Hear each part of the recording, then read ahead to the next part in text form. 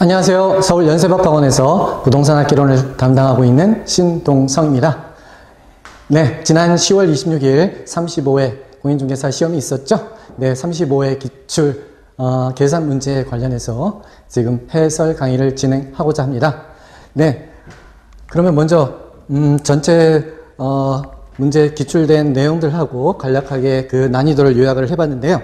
간단한 총평을 드리자면 9문제가 출제되었는데 골고루 이제 분야별로 출제가 되었죠. 그러나 대부분의 기출 문제들에서 나왔던 유형들이 그대로 나왔기 때문에 크게 난이도는 어려운 건 없었고요. 더군다나 우리가 이제 계산 문제의 익힘장 28개 테마를 이용해서 유튜브 동영상 강의도 있었지만 그렇게 그 익힘장을 통해서 두세 번 반복해서 공부해 주신 분이라면 능히 이렇게 9문제에서 대부분 문제를 다 푸실 수 있었으리라고 생각됩니다. 그래서 탄력성 문제에 관련해서는 한 중간 정도 상중하로 나눴을 때 중간 정도 난이도였고요. 균형값 구하기는 중상 문제였습니다. 왜냐면은 이제 그 나오는 유형은 정해져 있지만 그게 풀이 과정에 있어 분수가 들어가 있고 그 다음에 두 번 균형값을 구해서 비교해야 되는 그래서 시간도 약간 소모가 필요하기 때문에 중상 정도의 난이도가 된다고 보여지고요. 상권 분석 모형에서는 레일리의 모형, 허프의 모형, 그 다음에 컨버스의 모형 이렇게 있는데 그 컨버스의 모형이 이번에 이제 순차적으로 나오면서 컨버스의 모형이 나왔죠. 그래서 중상 문제라고 좀 보여지고요. 정보의 현재 가치는 기본식만 이용하시면 누구든지 편하게 풀 수 있는 문제였습니다. 그래서 기본 공식만 보시면 되기 때문에 중하 수준의 문제로 평가가 됩니다. 그 다음에 어림셈법은 일단은 우리가 임대 수익을 계산하는 가공기, 유영순, 순영업 수익을 다 계산하고 세전, 현금 흐름까지 계산한 다음에 그 이후에 승수를 계산해야 되기 때문에 시간을 조금 소요가 되는 시간이 들어가는 문제이기 때문에 중상 문제로 평가가 되고요. 비율 임대차 문제는 최근에 이제 연속해서 몇 년에 거쳐서 비율 임대차 그 매출액에 연동돼서 추가 임대료를 내는 지불하게 되는 비율 임대차 이 임대차 임대료 계산 문제가 나오고 있는데요. 이때 그 기존의 우리 중개사 시험에서의 기출 문제 형식은 뭐 비율 임대차의 임대료, 비율 임대료 혹은 그 손익분기 매출액 연 단위로 계산해서 계산하는 문제였습니다만 특이하게도 이번에는 매달 손익분기 매출액을 초과하는 부분에 대해서 발생하는 매월 비율 임대차, 추가 임대료를 계산해서 합산하는 방식으로 문제가 출제가 되었습니다. 그래서 그 포맷은 처음 풀어보신 분은 좀 당황스러우실 수 있었으리라고 생각되지만 34회 이미 감정평가사 기출문제에서 나온 포맷이었기 때문에 우리 학원에서는 벌써 3-4번 이상 반복해서 풀어봤습니다. 그래서 이미 한 번이라도 풀어보신 분이라면 이번에 비율 임대차가 월 단위로 문제가 나왔다 하더라도 크게 문제없이 해결되었으리라 생각됩니다. 그 다음에 최대 가능 대출 금액은 34회에서는 금융론에 있어서 계산 문제가 한 문제도 안 나왔었죠. 그래서 이번에 이제 당연히 금융론 쪽에서 최대 가능 대출 금액이나 혹은 회차별 원리금 상환 금액 계산하기는 둘 중에 하나는 나오리라고 생각됐었고요. 당연히 최대 가능 대출 금액이 이번에 나왔습니다. 그 다음에 환원율은 수익 환원법에 있어서 기존에는 수익 가액을 많이 물어봤었는데 이번에는 이제 올해는 환원율을 자체를 물어봤네요. 그래서 뭐 수익 가액을 물어보나 환원율을 물어보나 큰 차이는 없죠. 네, 직접법에 의한 수익 환원법에서 환원율을 계산하기 순영업 수익만 계산할 줄을 안다면 기본 공식에 대입해서 환원율을 쉽게 구할 수가 있었습니다. 그 다음에 거래사례 비교법은 당연히 뭐 매년 나오는 문제니까 한 해는 거래사례 비교법에 통한 거래가액, 한 해는 공시지가 기준법을 위한 통한 토지의 가액. 그래서 올해는 이제 거래사례 비교법을 이용한 그 개별 토지의 가액을 계산하는 문제가 나왔었습니다. 대략적으로 난이도는 중간 수준. 그렇게 많이 어려운 문제는 없었기 때문에 다시 말씀드리지만 계산 문제 익힘장을 한 3번 정도만 반복해 주신 분이라면 뭐 7개 이상은 충분히 맞출 수 있는 수준의 문제였다고 보여집니다. 그러면 하나씩 살펴보도록 하겠습니다. 먼저, 네, 9번 탄력성 문제네요. 지금 문제를 살펴보면, 네, 가격 탄력성이 0.9, 그 다음 교차 탄력성이 0.5라고 되어 있습니다. 소형 아파트 가격이 2% 상승하고 오피스텔 가격, 대체제, 여기는 대체제라고 되어 있네요. 대체 관계에 있는 오피스텔 가격이 5% 상승했었을 때 소형 아파트 전체 수요량 변화율은, 그러니까 가격에 의해서 변화한 가격 때문에, 자신의 가격 때문에 변화한 수요량의 변화율과 오피스텔 가격 때문에 변화한 아파트 수요량의 변화율을 합산을 해야 되는 거죠. 그렇다면 우리는 기본적으로 가격 탄력성 정의에 의해서 절대값이 있죠.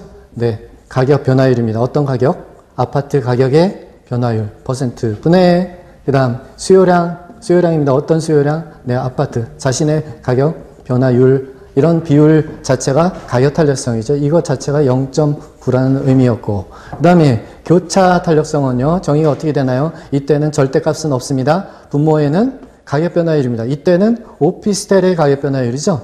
그 다음에 수요량의 변화율인데, 수요량 변화율은 아파트의 수요량 변화율입니다. 이 비율 자체가 0.5라고 주어진 겁니다. 그렇다면 이때 소형 아파트 가격이 2% 증가했고, 그 다음에 오피스텔 가격이 5% 상승했을 때 이 수요량 변화율, 이 수요량 변화율을 각각 합산하면 얼마가 되겠느냐 하는 문제죠. 그래서 이거는 뭐 간단한 문제잖아요. 분수에서 분모가 2% 주어졌습니다. 그 다음에 이게 0.9입니다. 그렇다면 네모는 0.9 곱하기 2%죠. 근데 여기서 우리가 주의해야 할 건, 항상 명심해야 될 거는 이 절대값이 있는 가격 탄력성은 가격 변화율과 그 자신의 수요량 변화율은 항상 가격법칙에 의해서 반대로 움직이기 때문에 부호가 마이너스로 해줘야 된다는 것이죠. 그래서 마이너스 1.8% 되겠습니다. 이번에는 오피스텔 가격 때문에 변화한 것, 그 관계를 따져본다면 네,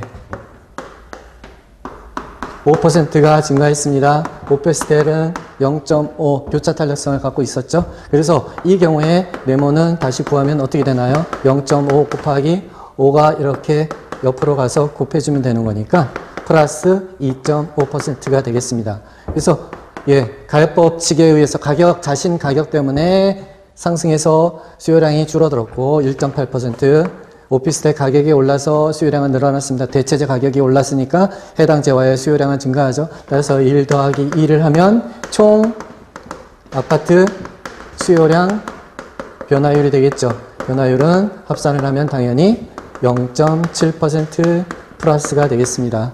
네, 그러니까 요 한 번 탄력성 계산 관련해서 두 요인에 의한 총 수요량 변화율을 합산하는 문제였습니다. 34회에서는 탄력성 계산 문제가 나오질 않았었고요. 33회에서는 세 요인, 그러니까 자신 가격, 그 다음에 타재화의 가격, 그 다음에 수요자의 소득의 변화, 그렇게 세 요인이 변했을 때 전체 수요량 변화율을 계산하는 문제가 33회에서 나왔는데, 그 33회 문제는 상 수준이었고요. 그에 비하면 두 개 요인에 의해서 단순 합계만 계산하면 되는 거니까 예, 중수준의 문제라고 보여집니다. 네, 쉽게 계산하셔야 되는 문제고요. 자, 여기 저희가 이제 깨끗하게 정리한 이러한 자료는 저희가 강의 동영상을 다 끝난 다음에 뒤에 첨부를 해드릴 테니까 한번 보시면서 차근차근 확인해 보시기 바랍니다. 자, 정답은 0.7% 되겠고요. 저희는 계산 문제 익힘장 통해서 테마 6번에서 계산 문제를 많이 비슷한 유사한 문제를 풀어봤습니다. 그랬을 때 이때 여기 벌써 가격 탄력성, 소득 탄력성, 교차 탄력성 세 개 요인까지 세 가지 요인이 변했을 때 그때 총 전체 아파트 수요량 변화율 계산하는 문제까지 해봤기 때문에 두 개 요인은 충분히 쉽게 접근하실 수 있는 문제였다고 보여집니다. 네, 그러면 다음 문제 또 보시겠습니다. 11번 문제입니다. 11번 문제도 이제 경제론에서는 매년 필수 문제죠. 네, 균형값 구하기입니다. 균형값 구하기가 최근에는 무조건 이제 한 번이 아니라 균형 상태가 변했을 때 새로운 균형과 기존의 균형과 균형값이 어떻게 변하느냐, 변화가 있었느냐 하는 형식으로 나오는 아주 이제 고정적인 문제가 되겠습니다. 매년 이런 형식의 문제가 출제가 되고 있고요. 그런데 여기서 지난해와 마찬가지로 분수가 있었기 때문에 그 분수를 어떻게 정리할 것이냐가 관건이 되겠죠. 기본적으로 수요 함수가 QD 900에서 900 빼기 P에서 어떻게 달라졌답니까? 네, 1500 빼기 2분의 3P로 수요함수가 변화가 있었죠. 대체적으로 이렇게 수요함수를 보면 기울기도 증가했고 그 다음에 기울기는 감소했네요. P분의 Q 하면은 3분의 2 이거는 기울기가 1이니까 예, 기울기는 감소했지만 Y 절편이 증가했으니까 수요의 증가 상태로 있었다고 보여지고요. 그럼 공급 함수는 그대로 있는 거죠. 100 더하기 4분의 1P. 이렇게 이제 분수가 나왔을 때 분수를 소수로 고쳐서 소수점 표시해서 하시는 방법도 있으실 거고 그냥 분수 자체로 계산하는 방법도 있을 겁니다. 그러면 우리는 그 분수 그 자체를 가지고 정리를 한번 해보겠습니다. 그러면 기존의 균형, 기존의 수요함수와 공급함수가 만나서 이루어지는 그때의 균형 가격, 균형 수량. 그 다음에 새로운 커플이 만나서 이루어지는 또 균형 가격, 균형 수량을 서로 비교하는 것입니다. 자, 이쪽에서 정리를 한번 해보겠습니다. 네, 그렇다면 기존의 균형은 어떻게 되나요? QD1하고 QS 일치할 때 기존의 균형이 성립하는 거니까 QD1의 식은 900 빼기 P였고요. 공급함수는 변동 없이 100 더하기 4분의 1P가 되겠습니다. 그러면 숫자는 숫자끼리, 문자는 문자끼리 정리를 하게 되는 거니까 우리는 많이 연습했습니다. 100이 등급 왼쪽으로 오면 빼기 100으로 가야 되겠고요. 4분의 1P는 마이너스 P는 등급 오른쪽에 올 때는 도가 바뀌어서 플러스 P가 되겠습니다. 그러면 900 빼기 P는 정리하면 당연히 800이 나올 때고요. 이쪽은 어떻게 정리하면 되겠나요? 4분의 1P 더하기 1P라는 건 4분의 4P나 똑같은 거죠. 그렇다면 분모가 일치하기 때문에 분자끼리 합산을 해주면 4분의 5P가 됩니다. 그래서 4분의 5P는 800. P값은 어떻게 됩니까? 그러면 앞에 5분의 4가 있으면 4분의 5 분모 분자를 바꿔서 곱해주면 됩니다. 5분의 4. 그러면 800 곱하기 4 나누기 5라는 뜻이죠. 그러면 640. 네. P값이, 균형값이, 기존의 균형값은 640이었습니다. 640을, 어디다가, 네. 여기 뭐 그냥 보이는 P값에다가 대입을 하면 그때 균형값은 쉽게 계산이 되겠죠? 네. 여기다가 집어넣으면, 대입하면 900 빼기 640이니까, 네. 260이 균형 수량이 되겠습니다. 네. 그래서 기존 균형에서는 정리를 하면, 네. 변화 전에는 가격은 640, 변화 전의 균형 가격은, 네, 260이었었죠.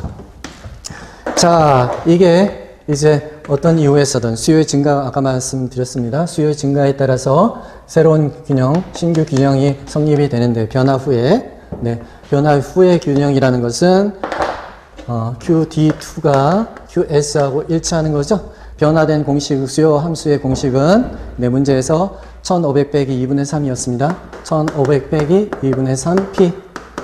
네, 공급함수는 그대로니까 100 더하기 4분의 1P가 되겠죠.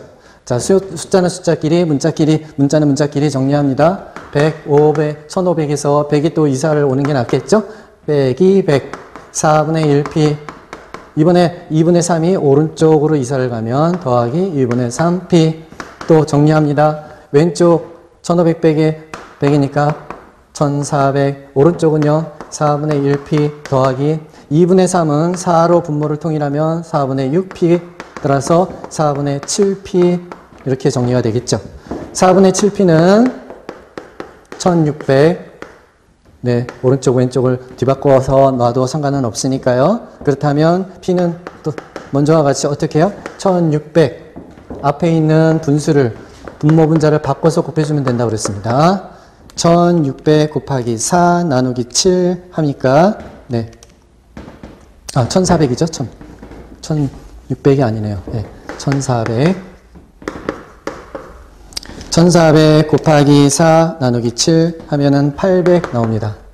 자, 800을 어디다가, 여기다가 대입해 볼까요? 네. 그러면 100 더하기 4분의 1 곱하기 800이니까요. 여기 약분이 돼서 200. 100하고 200을 더하면 300.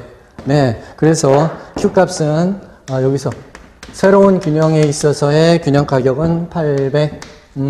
균형 수량의 값은, 300 되겠네요. 자, 그러면 답은 정리하면 나오겠죠?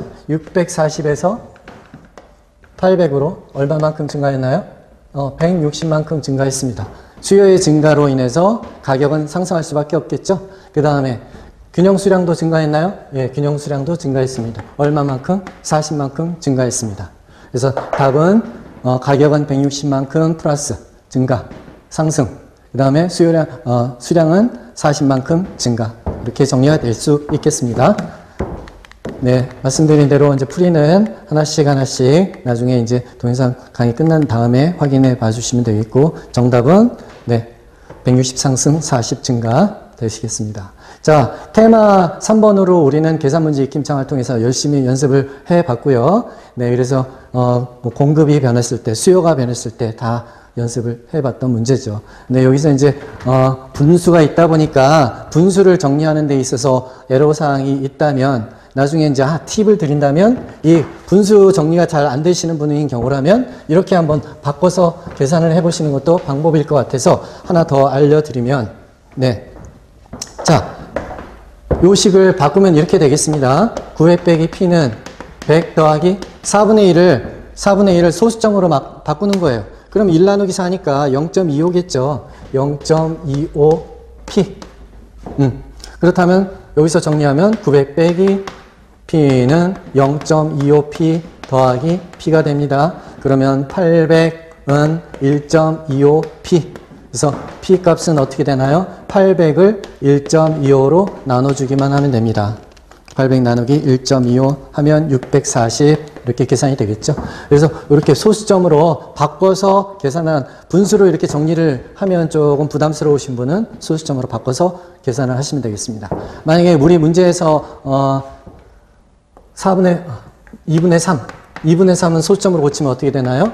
1.5가 되겠죠. 네, 이런 식으로 소수점을 고쳐서 계산하는 것도 하나의 방법이 될 수 있겠습니다. 네. 그럼 14번 문제 넘어가 보겠습니다. 14번 문제는 상권 분석 모형에서 세 번째 컴퍼스 모형이네요. 첫 번째가 레일리 모형, 두 번째가 허프 모형, 세 번째가 컨버스 모형인데, 결국 세 모형 자체가 이제 레일리 모형에서 출발을 하는 거죠. 그런데 이제 항상 A와 B 도시가 있었을 때 상권의 경계 지점을 물어보는 것은 알아보는 것이 컨버스 모형이었는데요. 그렇다면 우리가 알고 있는 상권의 경계 지점이라는 거는 어떤 의미인가요? 이렇다는 얘기는 경계 지점에서 A의 유인력과 B의 유인력이 항상 일치하도록 만들어주는 그때의 그 위치 자체가 상권 경계 지점인 것이죠.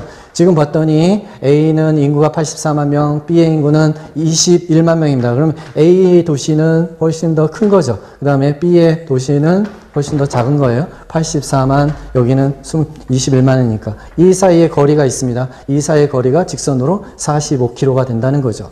그렇다면 여기 우리가 일반적으로 레일리의 법칙에 의하면 어떤 건가요? 상권 분석 모형에 따르면 크기에 비례하고 거리의 제곱에 반비를 하게 되죠. 그래서 상권, A 도시의 상권은 훨씬 더 크게 될 거고 B의 도시 상권은 훨씬 더 작게 되겠죠.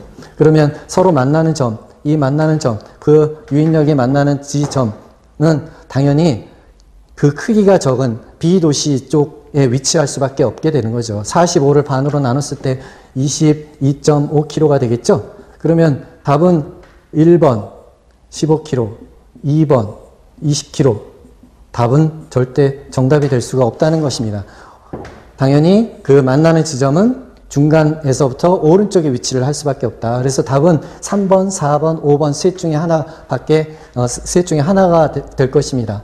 자, 이때 우리는 컨버스의 모형을 가지고 지점을 계산을 할 때 루트를 이용해서 공식을 이용한 방식을 쓸 수가 있는데 그 수식 자체를 외우기도 어려울 뿐만 아니라 계산하기에 좀 어려우니까 우리는 지금 이게 객관식이 문제라는 것을 이용을 해서 그 특성을 가지고 답을 찾아가는 방식으로 한번 해설을 해보도록 하겠습니다. 일단 답이 3번일 수도 있고 4번일 수도 있고 5번일 수도 있는데 3번이라고 가정을 해보죠. 그렇다면 25km가 상권 경계 지점이 되기 위해서, 분기점이 되기 위해서는 어떤 성격을 가져야 됩니까? 다시 그리면 네, 여기 25km가 돼야 되고 나머지 그러면 15km가 되겠죠? 네, 합쳐서 45km가 될 테니까요. 여기는 B가 있습니다. 자, A의 크기가 A에 끌어다니는 힘과 B에 끌어다니는 힘이 25km 지점에서 일치한다. 저런 의미는 어떤 것입니까? 네, A 인구수 84만 명 나누기 25km 두 번 나눠주는 거죠. 이 크기를 먼저 계산을 해보시죠. 그러면 84만 명 나누기 25 나누기 25는 1344가 되겠습니다. 자, 이게 뭐 어떤 뜻인가요? A가 끌어다니는 유인력, A가 끌어다니는 힘의 크기를 말하는 것이죠. B의 유인력은 어떻게 계산할 수 있나요? 그러면 45km에서 25km 나머지니까 B에서부터 여기 거리는 15km가 되겠죠? 15km, 45에서 20km가 되겠네요. 아이고. 전체가 45km라면 20km. 자, 그러면 어떻게 되나요? B의 인구수는 21만 명이니까 21만 명을 20km로 두 번 나눠주는 겁니다. 계산해 보시죠. 네, 21만 나누기 20 나누기 20은 525. 숫자가 이렇게 나왔다는 얘기는 서로 일치하지 않죠? 일치하지 않는다는 얘기는 이 지점에서 양쪽에서 끌어다니는 힘의 크기가 다르니까 그렇다면 A 크기가 더 크니까 이거는 분기점이 될 수 없다. 그런 의미가 되는 것이죠. 네, 분기점이 될 수가 없습니다. 일치하지 않기 때문에. 그러면 답은 또 3번도 답이 될 수가 없겠죠. 그렇다면 답은 4번 아니면 5번이 정답일 겁니다. 4번을 가지고 다시 한번 계산을 해보겠습니다. 4번을 가지고 계산을 해봤더니 여기 4번이라는 뜻은 뭔가요? 여기 30km. 45km에서 나머지가 15km가 되겠네요. 자, 그러면 A의 유인력은 어떻게 계산될 수 있나요? 84만을 30으로 두 번 나눠주는 겁니다. 네, 84만 나누기 30 나누기 30, 900으로 나눈 거죠. 그러면 933.3333 이렇게 나올 겁니다. 네, 그 다음 마찬가지로 B의 21만을 15로 두 번 나눠주는 것이죠. 그러면 계산을 해보면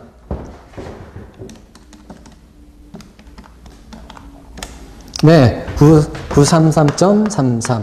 아, 네. 여기가 분기점이 30km일 때, 그때는 정답이 되는 거죠. A가 끌어다니는 유인력과 B가 끌어다니는 유인력이 서로 일치한다. 따라서 30km는 분기점이 맞다라는 것을 확인할 수가 있겠습니다. 그렇게 해서 정답을 찾으시면 되는 겁니다. 4번 30km가 정답이 되겠습니다. 네. 그래서 설명은 이렇게 되어 있으니까 좀 확인해 봐 주시고, 결국 분기점의 특성이 A의 유인력과 B의 유인력이 일치하는 지점이다. 그런데 그 객관식이기 때문에 1, 2, 3, 4, 5, 5개를 다 대입하는 데는 시간이 걸리니까 기본적으로 이게 작은 쪽에 위치한다라는 점을 이용해서 2개는 이미 대상에서 제어버리고 그 다음에 3, 4, 5번을 순차적으로 계산해서 일치하는 지점을 찾아가면 되겠습니다. 4번이 정답이었습니다. 우리 테마 8번에서는 이미 컨버스 모형이 기출문제가 있었기 때문에 그걸 가지고 연습 좀 해봤었고요. 이때도 이제 비슷한 논리에 의해서 찾아갈 수 있기 때문에 우리가 지금 계산 문제 익힘장 동영상 가지고 강의 동영상을 가지고 두세 번은 꼭 반복을 해주시면 문제 없는 문제는 쉽게 풀릴 수 있게 되겠죠. 자, 17번 문제를 다시 보시겠습니다. 17번 문제는 개발 정보가 있는데, 지하철 역사가 개발 예정지에 인근 토지가 있는데, 지하철 역사가 개발된다면 1년 후에 60% 가능성으로 그 개발 후의 가치는 14.3억이 되고, 만약에 개발이 안 된다면 8억 8천으로 토지의 가격이 떨어지겠죠. 이때 1년 동안에 투자자가 생각하는 적어도 받아야 되겠다고 하는 요구 수익률은 연 10%다 라고 주어진 상태에서 이때 정보 그 개발 정보의 현재 가치라는 건 1년 후의 가치를 지금 현재 상태로 할인하는 것이죠. 자, 중요한 숫자는 1년 후. 얼마? 1년 후. 그 다음에 개발될 가능성 60%. 그 다음에 이때 토지 가격의 차이. 그 다음에 10%. 네. 그러면 우리는 연습 너무 많이 했습니다. 이거는 나오자마자 보나 마나 그냥 식은 이거다. 안차할.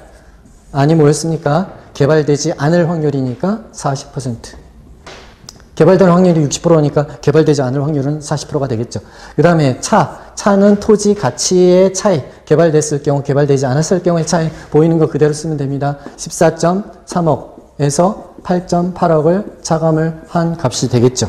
그 다음에 할인은, 1년 후의 정보 가치를 지금으로 할인한다. 일시불의 현재 가치 방법은 1 더하기 R%의 n제곱으로 나눠주는데 n이 1이 되는 거고요. 1년이기 때문에 한 번만 나눠주면 된다는 거죠. R%는요, 10%니까 결국 이 분모는 1.1로 한 번만 나눠주면 답이 나온다. 쉽게 나오는 거죠. 그래서 자, 계산해 보겠습니다. 14.3 빼기 8.8 하면,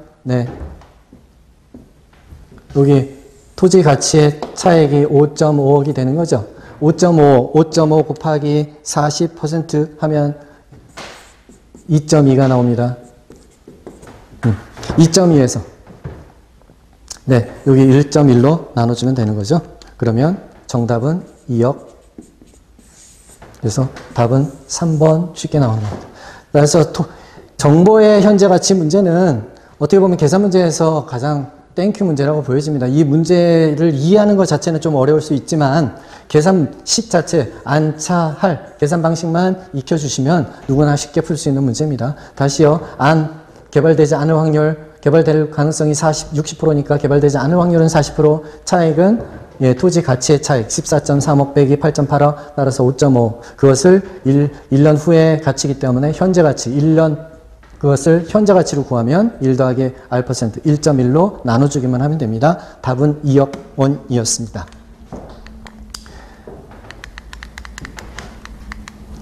이 경우도 우리는 테마 16번 계산문제 익힘장 16번을 통해서 정보의 현재 가치 문제를 많이 풀어봤습니다. 이거 2년짜리, 3년짜리도 다 풀어봤으니까 뭐 1년짜리는 더 쉽게 할 수 있었던 문제였죠. 안차할만 꼭 기억해 주시면 되겠습니다. 자, 23번은요. 운영수지에 있어서 지금 순소득 승수와 세해 전 현금 흐름 승수를 물어보는 문제였죠. 순소득 승수는 개념이 어떻게 되나요? 총 투자액을 뭐로 나눈다? 순 영업 소득으로. 그 다음에 세해 전 현금 흐름 승수는 어떻게 계산되나요? 세해 전 현금 흐름으로 나눠주면 되는데, 세해 전 현금 흐름이라는 건 세해 전 수지죠. 현금 수지, 현금 흐름을 나눠주는데, 이때 분자는 총 투자액이 아니라 지분 투자액입니다. 그래서 이렇게 지분 투자액을 구해서 넣어야 되는 것이 하나의 여기에서는 이제 함정이 될 수 있겠고요. 뭐 순영업소득은 우리가 여기 주어진 정보를 이용해서 열심히 계산을 많이 해봤습니다. 그래서 총 투자액은 얼마인가요? 총 투자액은 여기 문제에서 6억이라고 주어졌으니까요. 어렵지 않고. 지분 투자액은 얼마인가요? 지분 투자액은 총 투자액의 40%를 은행에서 대출받았습니다. 얼마를 대출받았다는 거예요? 6억 곱하기 40%니까 2억 4천만 원이죠. 2억 4천만 원을 은행에서 대출받았으니까 결국 지분 투자액은 6억에서 2억 4천을 빼야죠. 그러면 3억 6천이 지분 투자액이 되는 것이죠. 그러면 순영업소득과 세전 현금 흐름을 각각 계산해서 대입하면 되겠습니다. 자, 순영업소득은 많이 연습해 봤는데요. 자, 순영업소득을 계산하기 위해서는 뭐가 필요하죠? 순영업소득은 총소득에서 공시를 차감하고요. 그 다음에 기타 수익을 더해주고요. 그 다음에 또 영업 경비를 차감해주면 답이 나오는 것이죠. 그러면 가능 총소득은 7천만 원입니다. 그 다음 공실은 얼마인가요? 예, 500만 원입니다. 기타 수입은요? 기타 소득이 100만 원. 다음 여기에서 영업 경비인데요. 영업 경비는 봤더니 어떤 것이 영업 경비인가요? 영업 경비 항목을 확인해 봐야 되겠죠. 네, 영업 경비는 수선 유지비, 용역비, 재산세, 직원 인건비. 그래서 합치면 600만 원이 영업 경비죠. 네. 이 위에 부채 서비스액이나 영업 소득세는 네, 영업 경비가 아닙니다. 그래서 우리는 수업 시간에 공부를 감소시키면 안 되죠. 시험을 합격하려면. 그런데 공실, 부채 서비스, 감가상각액, 예, 그 다음에 영업소득세, 네 가지 항목은 절대 경비가 포함되지 않는다고 했습니다. 그래서 당연히 그 부분을 뺀 나머지 수선유지비, 용역비, 재산세, 직원인건비 합치면 600만 원, 네, 영업경비가 되겠습니다. 자, 그렇다면 어떻게 되나요? 예, 지금 7,100만 원에서 1,100만 원 차감하는 거니까 네, 6천만 원이 순영업소득이 되겠죠. 자, 순영업소득이 6천만 원입니다. 그래서 여기 6천만 원. 분모는 6천만 원, 분자는 6억. 계산하면 그냥 10이죠. 네. 계산기로 누르지 않아도, 계산기로 확인 안 해봐도 그냥 6억 나누기 6천만 원이니까 10. 네, 10. 10은 어떤 의미입니까? 예, 6천만 원씩 순영업소득을 매년 벌어갈 때 6억을 회수하기 위한 총 투자 회수 기간 10년 걸린다, 그런 뜻이죠. 네, 그래서 순소득 승수는 10. 다음 세전 현금 흐름 승수는 지분 투자의 분자 3.6억이었습니다. 세전 현금 흐름을 계산하면 되겠죠. 세전 현금 흐름은 어떻게 계산하나요? 네, 세전 현금 흐름이란 이거는 순영업소득에다가 당연히 뭐만 차감하면 되나요? 네, 부채 서비스액만 차감하면 되는 거죠. 네. 순영업소득은 6천만 원이었고요. 바로 앞에서 계산했으니까. 부채 서비스액은요, 문제에서 주어졌죠? 1,500만 원. 네. 그렇다면, 계산할 것도 없이 4,500만 원이, 네, 세전 현금 흐름이 되겠습니다. 세전 현금 흐름이 4,500만 원. 네, 분모가 4,500만 원. 네, 그러면 3억 6천만 원 나누기 4,500만 원 하면 네, 8 나오는 것이죠. 그래서 정답, 네, 기억은 10, 그 다음에 니은은 8, 4번이 정답이 되겠네요.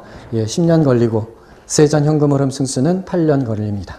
네, 기억 10, 니은 네, 8.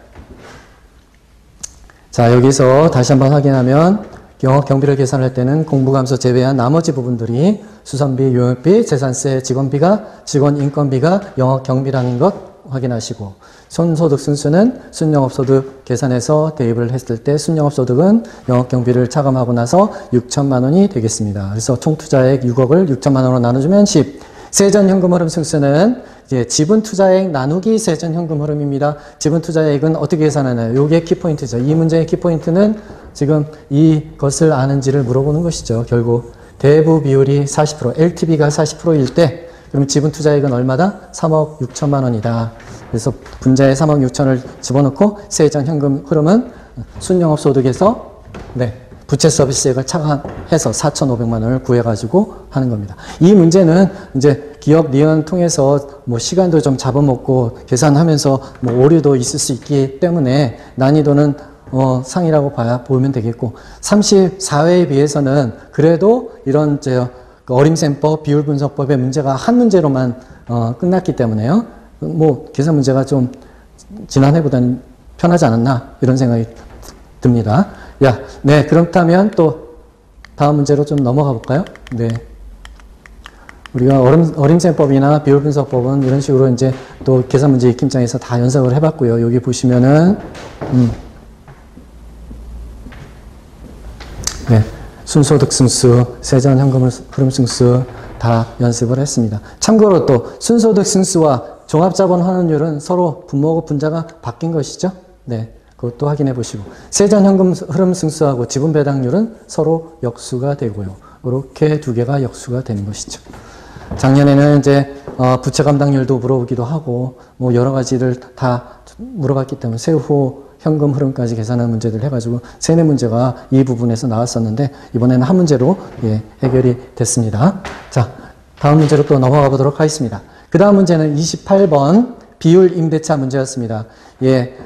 강의 시작 전에 말씀드렸듯이 비율 임대차 문제도 최근에는 매년 나왔기 때문에 뭐 또 나오리라 생각되었지만 우리가 기존에 나왔던 문제들은 대부분의 연 단위로서 임대료를 계산하는 문제였습니다. 그러나 28번 문제, 이번엔 출제된 문제는 월 단위로서 추가 임대료가 발생하지 않는지를 체크를 한 다음에 그것을 합산하도록 만든 문제였고요. 이 문제의 유형은 이미 지난 34회 감정평가사에서 출제된 문제의 형식이었기 때문에 그 문제를 한 번, 두 번 풀어보신 분은 쉽게 이 문제도 해결될 수 있었습니다. 자, 기본적으로 여기 보시면 1월에서 6월까지 매월 10만원씩 예상 매출이익이 발생할 것으로 보여지고 7월에서 12월 이제 전반기, 후반기 나눠주면 6개월은 상반기 6개월은 월 매출이익이 제곱미터당 10만원. 그렇다면 제곱미터당 10만원이라는 얘기는 요거 이렇게 합쳐지면 300 곱하기 10만원 3천만원이 매달 예상 매출이익이 계산이 될 수 있겠죠. 그런데 여기 봤더니 손익분기 매출액은 매월 3,500만 원입니다. 근데 여기 손익분기 매출액 이하라면 3,500만 원보다 그 해당 월에 매출액을 계산했을 때 3,500보다 작다면 그렇다면은 기본 임대료만 지불할 뿐 추가 임대료는 발생하지 않는 거죠. 근데 기본 임대료는 얼마? 5만 원에 300이니까 1,500만 원 기본 임대료만 낸다는 거예요. 그러면 상반기 내내 10만 원씩 매월 10만 원씩이니까 상반기 내내는 전부 다 3천만 원, 월 3천만 원 예상 매출액 가지고는 추가 임대료가 낼 이유가 없겠죠. 상반기 내내 1,500만 원만 내는 것입니다. 즉 이쪽에서 정리를 한번 해보겠습니다.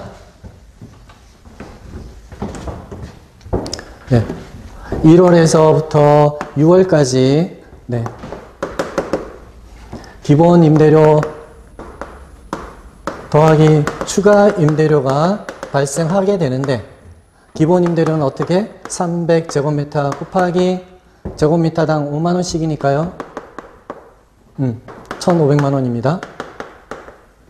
그 다음 추가 임대료. 근데 추가 임대료가 이때는 발생하지 않는다는 것이죠. 왜? 3,000만 원, 3,500만 원. 3,500만 원이 크니까 그러니까 예상 매출액이 3,500 손익분기 매출보다 미달한 상태이기 때문에 추가 임대료는 발생하지 않는 겁니다. 그러면 한 달에 1,500만 원이니까 6개월 합치면 어떻게 되나요? 6 곱하기 1,500만 원은 9천만 원이 상반기에 지불되어야 되는 임대료. 상반기에는 기본 임대료만 발생하는 임대료가 되겠습니다. 자, 이번에 7월부터 마찬가지 논리로 계산을 해봤습니다. 7월부터 12월까지 매월 체크를 해봅니다. 기본 임대료 마찬가지로 그 다음에 추가 임대료가 있다면 추가 임대료를 더 내야 되겠죠. 근데 기본 임대료는 마찬가지 똑같습니다. 1,500만 원 면적에 300 곱하기 5만 원씩이니까요. 추가 임대료는 어떻게 발생되나요? 여기는 300제곱미터에다가 여기 19만 원 빼기 3,500만 원. 요 차액, 이 차액에 대해서 10% 비율로 추가 임대료가 발생한다고 되어 있습니다. 여기 추가 임대료율이 10%로 되어 있죠? 문제에서. 그럼 이걸 계산해 볼까요? 그럼 1,500만 원 더하기 39 19만 원 39, 27에다가 57만 원이 5,700만 원이네요. 300 곱하기 19만 원 하면 5,700만 원 그래서 3,500만 원 차감하면 네, 2,200만 원. 그 금액의 10%니까 220만 원 되겠죠? 그러면 답은 곱하기 10% 하면 220만 원 더하기 1,500만 원 하면 1,720만 원. 이 금액이 매월 7월부터 12월까지 매월 6개월 동안 계속 발생하니까 하반기에 지불돼야 되는 임대료는 1,720만 원에다가 곱하기 6개월 해야 되겠죠? 6을 해주면 곱하기 6은 네, 1억 320만 원 되겠습니다. 자, 이거는 하반기의 금액, 이거는 상반기의 금액 두 개를 합치면 총 1년간 내야 되는 금액이 나오겠죠? 193, 200, 000, 1억 9,320만 원이 정답이 되겠습니다. 상반기에는 9천만 원, 하반기에는 추가 임대료가 있어서 1억 3,020만 원 합쳐서 1년 단위로는 1억 9,320만 원이 총 임대료로 지불될 것으로 계산됩니다. 따라서 답은 네, 2번 되겠습니다.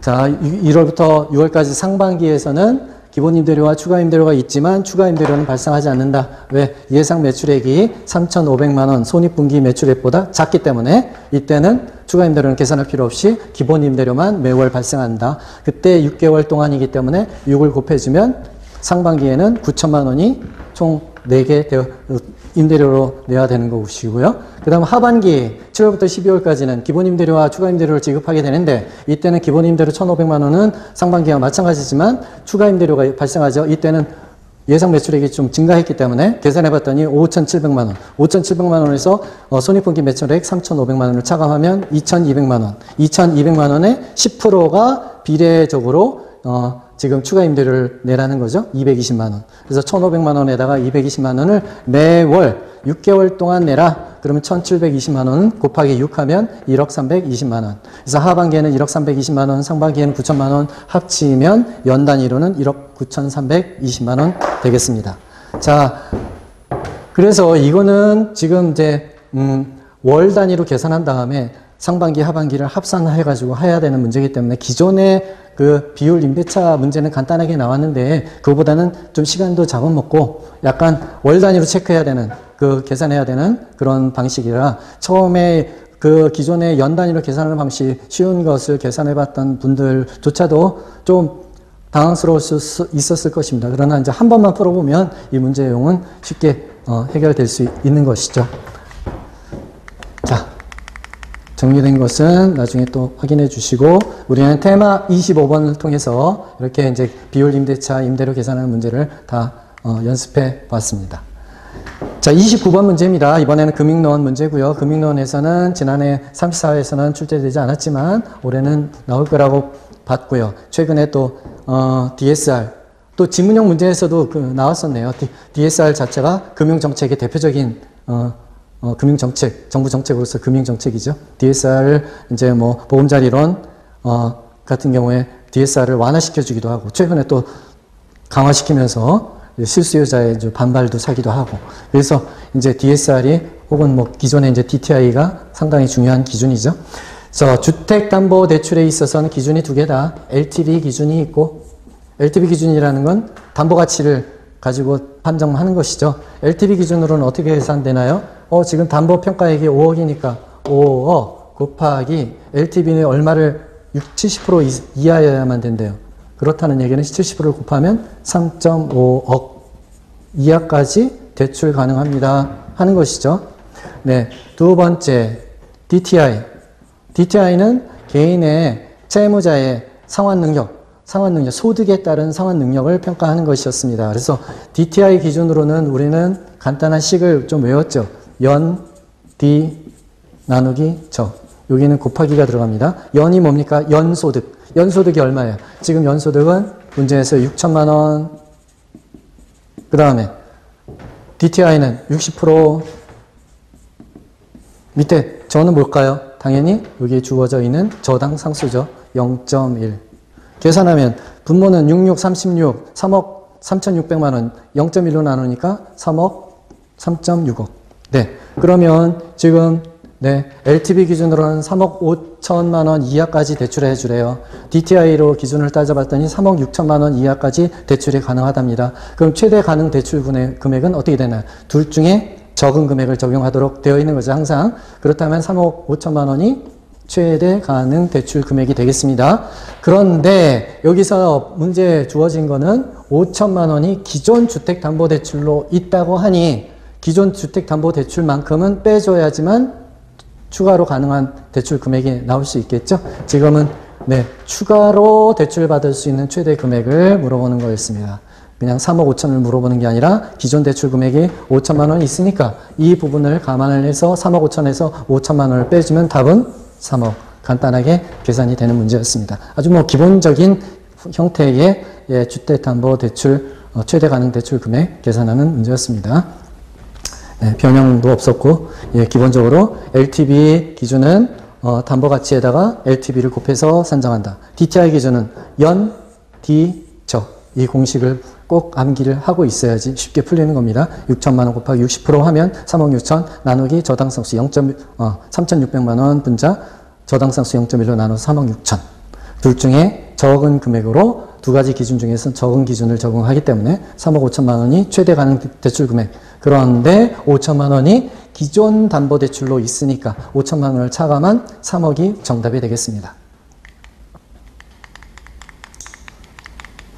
자, LTV DTR 혹은 뭐 DSR 적용을 했을 때 최대 가능 대출 금액, 주택담보대출 금액 혹은 뭐 상가에 있어서는 주로 DCR을 또 적용하니까 부채 감당률을 적용하니까 그 방식을 이용했을 때 우리 최대 가능 대출 금액도 연습을 충분히 해 보셨으리라고 생각됩니다. 자, 36번입니다. 이제는 이제 감정평가 파트로 넘어와서 감정평가 파트에서는 계산 문제가 항상 두 문제가 나온다고 했습니다. 이제 거래사례 비교법 혹은 공시지가 기준법 비교 방식에 있어서는 무조건 매년 한 문제가 나오고요. 그 다음에는 원가법과 수익법에서 번갈아 가면서 이제 시험 문제가 나오는데 올해는 이제 번갈아 나오는 것 중에서 수익환원법에서 나왔네요. 이 수익 방식. 환원율을 계산하는 겁니다. 수익 방식에 있어서 직접 환원법에 의한 수익가액은 어떻게 계산하는 건가요? 수익가액은 순영업소득을 분자해 놓고 그것을 나눕니다. 무엇으로요? 환원율로 나누는 것이죠. 근데 여기서는 수익가액을 주어졌죠? 수익가액이 얼마? 네, 5억. 순영업소득을 계산해서 대입을 해야 되겠죠? 그렇다면 환원율은 얼마인가요? 계산이 되겠죠. 거꾸로. 자, 이쪽에서 순영업소득을 그러면 계산해 보도록 하겠습니다. 자, 직접 환원법에 의해서 환원율은 어떻게 계산될 수 있다고요? 네, 이 경우에는 수익가액하고 환원율하고 자리를 바꾸면 되는 거죠. 수익가액분의 순영업소득이 되는 겁니다. 수익가액은 지금 5억 구해져 문제에서 주어져 있습니다. 그래서 순영업소득만 대입을 하면 되겠고요. 그러면 순영업소득은 어떻게 계산하나요? 앞서 문제와 동일한데요. 자, 가능 총소득에서 공시를 차감하고 기타 수익이 있으면 기타 수익 파는데 기타 수익은 없고 그 다음에 또 뭐를 차감하나요? 영업경비를 차감하면 됩니다. 자, 가능 총소득은 문제에서 주어지기를 5천만 원. 공실은 5천만 원에 가능 총소득 5천만 원에 10%. 그 다음에 영업경비는 5천만 원에 20%. 그리고 5천만 원에 합치면 30%. 결국은 5천만 원 곱하기 70%라는 뜻이죠. 5, 7이 35. 3,500만 원이 순영업소득이 되겠습니다. 그럼 3,500만 원을 여기다가 집어넣어 주기만 하면 되는 거죠. 대입하면 3,500만 원 나누기 5억 5, 7이 35니까 7% 0.07 나오겠죠. 네, 이 계산기를 이용하지 않더라도 쉽게 계산될 수 있도록 논리만 알면 금방 풀릴 수 있도록 이제 문제가 그렇게 만들어져 있었네요. 네, 답은 7%가 정답이 되겠습니다. 자, 환원율을 물어봤습니다. 이번에는 수익가액을 물어본 것이 아니라 수익가액이 주어졌습니다. 순영업소득만 구해서 대입을 하면 되겠는 거죠. 예. 그 환원율이라는 거는 결국 이제 종합자본 환원율 생각해보면 되겠죠. 투자액, 총 투자액분의 순영업소득. 총 투자액이 수익가액이고요. 5억 분의, 근데 종합자본 환원율, 수익률은 사후적인 수익률을 얘기하는 것 뿐인 거고, 환원율은 이제 사전적으로 앞으로 이렇게 발생될 예상이 되는데, 임대 수익이 예상이 됐을 때, 그때의 건물의 가액을 계산하는 것 뿐이지, 결과적으로 이용하는 수식은 똑같습니다. 순영업소득을 구해서 대입을 하게 되는데, 순영업소득은 어떻게 이루어지나요? 가공기 유형순이죠. 네, 영업경비. 가능총소득은 5천만 원, 공실은 5천만 원의 10%, 영업경비는 5천만 원의 20%, 합치면 5천만 원의 30%를 빼주면 되는 거니까 그 얘기는 5천만 원의 70%가 순영업소득. 빨리 계산될 수 있겠죠. 5, 7이 35, 3,500만 원. 그래서 분자에 3,500만 원 나누기 분모 5억으로 해주면 예, 정답은 7%가 나오겠습니다. 네. 수익가 환원법에서 우리 다 환원율이 주어졌을 때 이제 수익가액을 구하는 방식은 연습을 좀 해봤었고요. 자, 마지막 문제가 되겠습니다. 이제 비교법은 매년 나온다고 했는데요. 거래사례 비교법으로 문제가 나왔고요. 거래사례 비교법에서는 이 문제도 너무 쉽죠. 우리는 어떻게 한다고 했습니까? 거래사례 가액을 먼저 찾은 다음에 거기에다가 사, 시, 지, 개, 면. 네. 사시미 찌개를 먹고 거기다 면까지 넣어서 먹으면 좋다. 그렇게 요자고 했습니다. 사시찌개면. 사는 뭡니까? 사정보정치가 있으면 사정보정치를 해주라는 거고요. 사례가액을 먼저 찾아보면 문제에서 봤더니 사례가액이 6억 2,500입니다. 근데 6억 2,500만 원은 6.25억은 부동산 전체 가격이었나 봅니다. 여기 보니까 가로 토지는 80%를 차지하고 그 가치에 있어서 건물은 20% 차지한대요. 지금 우리는 대상 토지에 대한 시상가액을 구하는 거니까 건물 부분을 쳐내야 됩니다. 쳐내려면 여기다가 80%를 곱해줘야 되겠죠. 그래야지 토지의 거래사의 가액이 나온다. 예, 꼭 요거 해주셔야 됩니다. 그냥 6억 2,500만 원을 쓰면 안 되고요. 이 형식은 아마 기존에 기출에서 나오지 않았는데 앞으로 이런 문제가 계속 나올 수 있겠네요.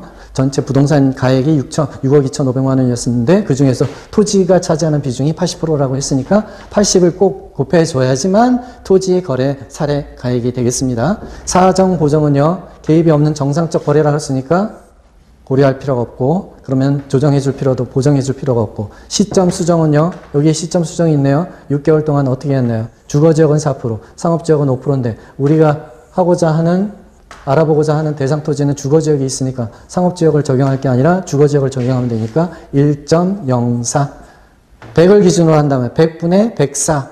100분의 104를 소수점으로 낮추면 1.04가 되겠죠.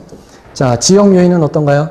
대상 토지의 인근이니까 바로 옆에 있기 때문에 지역 요인까지도 그걸 조정해 줄 필요는 없다. 그러면 계산할 필요 없겠고요. 개발 요인은 어떻답니까? 거래 사례 토지에 비해 10%가 대상 토지가 우세하대요. 우세하다라는 걸 얘기했으니까 100을 기준으로 했을 때는 110이 되겠죠? 100분의 110은 소수점으로 고치면 1.1. 네. 그 다음에 마지막으로 면이 뭐예요? 면적. 네, 면적. 여기 대상 토지는 100제곱미터. 그러나 사례 토지는 200제곱미터. 그렇다면 어떻게 비율을 써야 된다고요? 네, 100 나누기 200. 왜요? 대상 토지가 분자, 사례 토지는 분모입니다. 네, 어떻게 외우자고 했습니까? 수업 시간에 우리는 생선 대가리가 위다. 대가리가 위. 그래서 100을 위에 쓰고 200을 나눠주는 겁니다. 자, 그럼 계산은 쉽죠? 네, 6.25억 곱하기 80% 0.8 곱하기 1.04 곱하기 1.1 곱하기 100 나누기 200은 2.86억. 네, 2억 8,600만 원. 정답은 2번이 쉽게 계산이 될 수 있겠습니다. 여기서 키포인트는 뭐였습니까? 네, 요때 토지의 거래 사례 가액이 80%라는 것. 네, 그것을 꼭 조정을 해줘야 되겠고, 면적에 있어서는 대상 토지가 분자다. 그래서 100 나누기 200이어야 되지 200 나누기 100으로 가시면 안 됩니다. 네, 사는 뭡니까? 사정 보정. 시는 뭡니까? 시점 수정. 지역은 지역 요인 보정. 개별 요인 보정. 면적 보정. 사시지계면 이렇게 곱해주면 왜 곱해주나요? 맨 밑에 보면 상승식으로 되어 있잖아요. 상승식이라는 건 이렇게 보정요인 있다면 예, 비교치를 이렇게 곱해주기만 하면 비교법에 의한 거래사례 가액이 나온다는 것입니다. 네. 자, 개별 토지의 가액을 구할 수 있다는 거죠. 거래사례 가액을 이용해서. 예. 3방식 수익 감정평가 상방식에 대해서는 우리가 이제 그 3방식을 전부 다 계산 문제를 좀 해봤고요. 이건 아주 이제 거래사례 비교법의 기본 문제였으니까 예, 다 해결되실 수 있으리라고 생각됩니다. 자, 항상 지금까지 우리가 이제 35회 문제를 다 풀어보셨는데요. 제 반복드리지만 계산 문제 익힘장만 한 3번 정도만 반복을 꼭 해주시면 뭐 7개 이상은 무조건 맞출 수 있는 문제 수준이었다고 보여지고요. 앞으로도 계속 그 수준에서 출제되지 않겠습니까? 한두 문제는 어려울 수 있겠지만 7개 이상은 예, 맞추실 수 있습니다. 따라서 항상 선택, 집중, 반복을 해주시면 고득점이 보장되고요. 예, 그동안 수고 많으셨습니다. 이상으로 마치겠습니다.